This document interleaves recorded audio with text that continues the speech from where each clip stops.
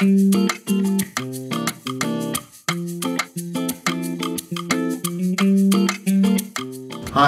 I'm Rick Bogusch, Director of Bridge Gardens, a stewardship project of Peconic Land Trust, and I'm here with Justin Ruaysamran, and today we're going to make a pork, pistachio, and apricot terrine.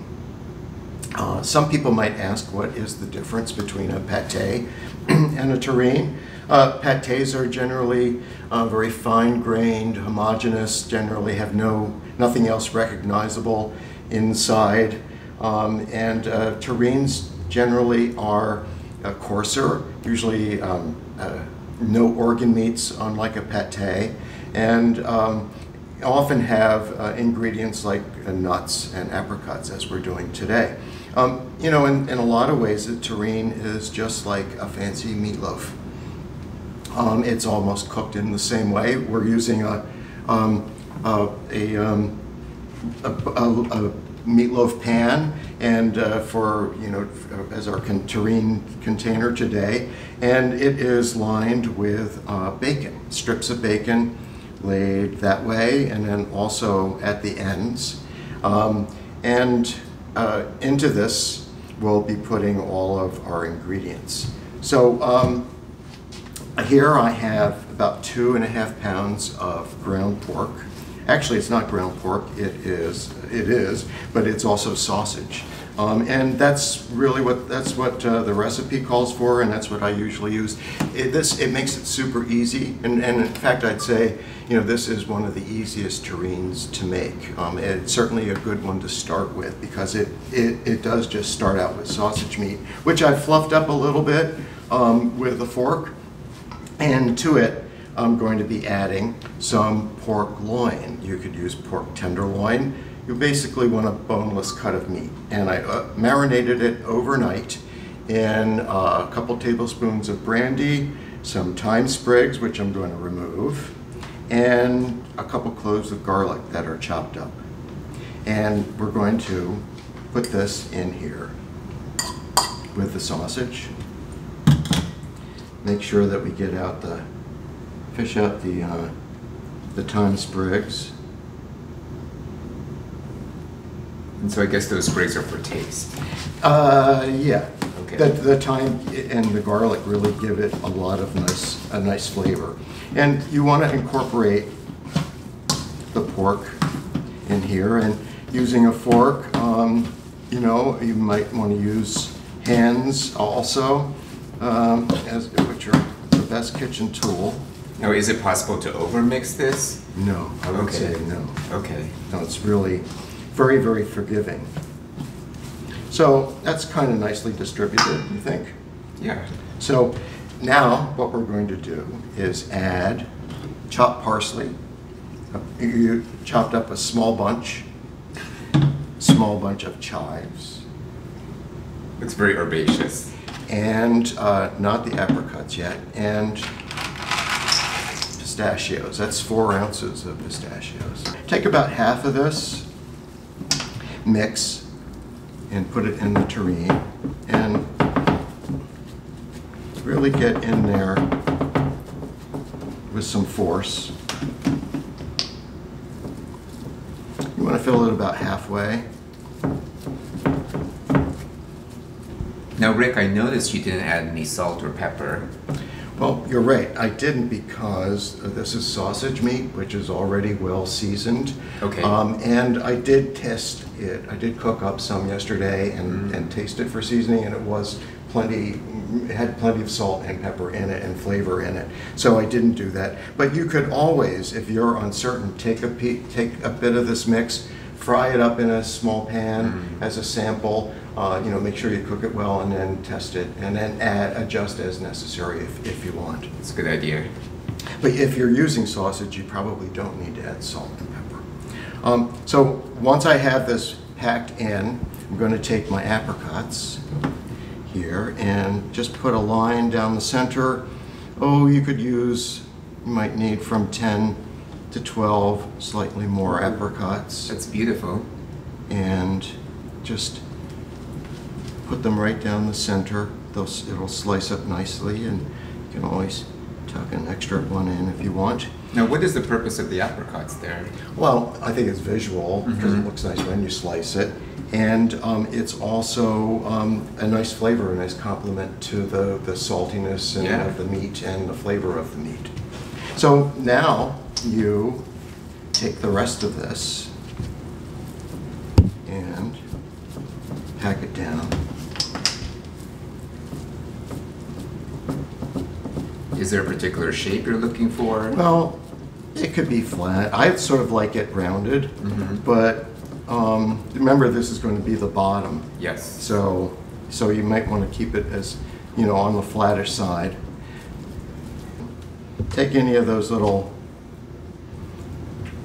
pieces of bacon and bring them like this. And then take those long pieces and... It's like you're wrapping a gift there. Yeah, it is sort of like that. Take these long pieces, stretch them out. So now that we've got our terrine all prepared, we're going to bake it in a water bath. And so you put it into a container that can go into the oven. I'm using this heavy cast iron. You could use a roasting pan too, and then you pour hot water, boiling water. Yeah, this is about halfway up. Halfway up the side of the terrine. And so that I think you're good there. Yeah. Great. So now I'm just going to pop this in the oven. It's a 350-degree oven, should be preheated when you put it in, and it'll bake for about an hour and 15 minutes, or until an internal temperature of at least 140 is reached. You can go over that and it won't hurt it. So here we go. One thing I forgot to mention earlier is that before you put it into the oven, you should put a piece of parchment paper down on top of the terrine, and then foil it, put aluminum foil on, snug it tightly, and then put it into the water bath. And after an hour and 15 minutes, you bring it out, let it cool. Let it cool, you know, take it out of the water bath and let it cool.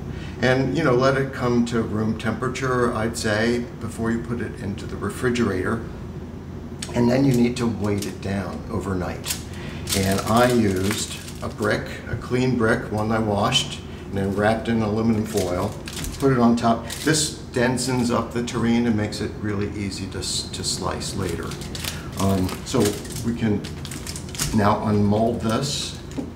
And I would recommend bringing this out earlier. You can see the layer of foil, layer of parchment paper, and there we have our terrine. So now we're ready to unmold the terrine. And because I brought it out earlier and let it sit, it should unmold immediately. If it doesn't, what I often do is I set it into a dish of hot water, and that will melt all the fat at the bottom that's holding it to the pan. And you will get some fat around there and some jelly and liquid that's normal, and you can just you know, get rid of that. Just you don't need to put that. But here we go. Unmold that. And you can see before we put the bacon in the pan, we put in a sprig of thyme so that it would, as a little bit of decoration. So let's move that over to the cutting board. Justin, would you put some greens onto the serving platter, please? Sure. Now, there are a couple ways you can serve this. You could serve it just like this. You can serve it with the bacon still on it. And I guess if you were serving it for, you know, as a first course, maybe with, you know, ½ thick slices, you can let your guest remove the bacon and set it off to the side. But if you're serving this as an appetizer, what I usually do is cut the bacon off like this. And you could serve this with bread, or you could serve it as we are today with a hearty cracker. You're doing it at room temperature. This is, yeah, I think serving it at room temperature is the best way to go, because you get more flavor that way out of the terrine. We're ready to sample our pork, pistachio, and apricot terrine. Kathy Kennedy has joined us. Kathy's from the Land Trust, and Richard Russo is a friend, another community gardener, along with Justin and myself. So you guys, it's good to serve these the terrines, especially a hearty, meaty one like this with cornichon or any sort of pickle that you like. You might be interested to know that we locally sourced most of the ingredients here, the pork and both the sausage and the pork meat. They're from 8 Hands Farm up in Cutchogue, New York. And Kathy, the 8 Hands Farm has a history with the trust, doesn't it? Yeah, actually it does. 8 Hands Farm was established on land that the Land Trust had conserved. It was called our Cox Lane Farm.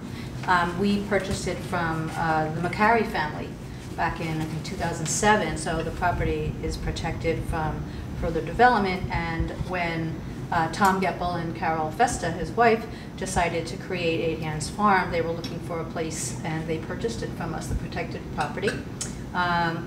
They have a beautiful farm stand, just gorgeous, and I do have been there. Yeah, yes. and they have pigs, they have Icelandic sheep, they have chickens, they have a beautiful operation with a variety of animals that they harvest for meat production. So if you're ever in the Cutchogue area, I definitely encourage you to visit there because it's really quite nice. And I'm sure our flavoring today will be outstanding because of their practices. Well, yes, it was a pleasure to use their product. Now, doesn't the Land Trust have affiliations with other producers too? Oh yeah, sure. So we have a program called our Farms for the Future program, and that is designed to get new and expanding farmers access to additional lands, and this property was part of that, back in the day.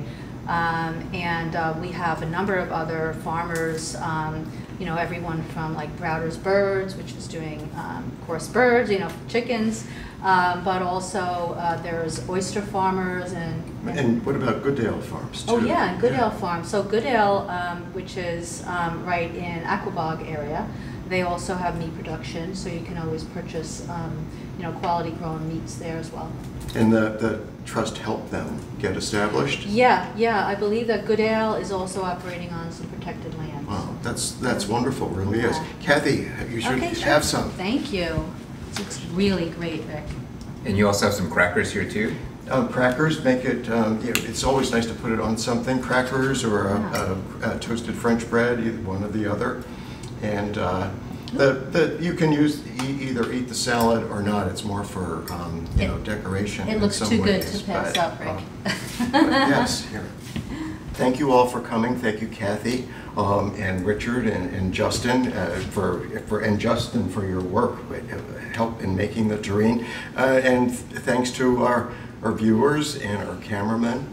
Actually, I should say camera person, and. Just wanted to say that our next terrine will be much less keto. It will be chicken and hazelnut, so it will be a little bit more healthful for those of you who are concerned about things like that. So, thank you for being with us and enjoying our pork, pistachio, and apricot terrine.